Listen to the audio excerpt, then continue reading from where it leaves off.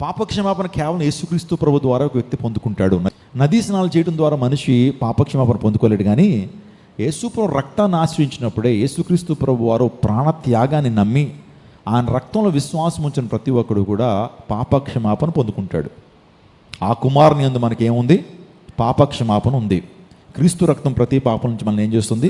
పవిత్రపరుస్తుంది. పునరుత్థానం ఈ దినం గురించి చాలా ప్రాముఖ్యమైన విషయాలు పరిశుద్ధ లేఖనాల్లో ఉన్నాయి. యేసుక్రీస్తు ప్రభు వారు మరణపు ముళ్ళును విరిచాడు. మరణానికి ఉన్నటువంటి ముళ్ళును ఏం చేశాడు? ప్రభు విరిచారు. ఆయన ఒక మంచి సవాలు విసాడు మరణంతో. ఆయన మాట్లాడుతూ, ఓ మరణమా నీ విజయం ఎక్కడా? ఓ మరణమా నీ ముళ్ళు ఎక్కడా? ప్రతి ఒక్కరిని నీ ముళ్ళుతో ఏం చేసావు? గుచ్చావు.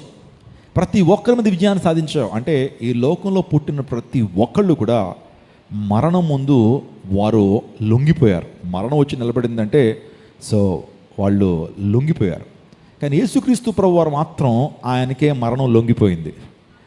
నేను ప్రతి ఒక్కరిని నేను లోపరుచుకోగలిగాను, కానీ నిన్ను మాత్రం నేను లోపరుచుకోలేకపోయాను. మరణం యేసుక్రీస్తు ప్రభు వారిని ఏం చేసుకోలేకపోయింది? లోపరుచుకోలేకపోయింది. అంటే మరణం యేసుక్రీస్తు ప్రభు దరికి రాలేకపోయింది. యేసు ప్రభు వారు మరణాన్ని తిరిగి చేయించాడు.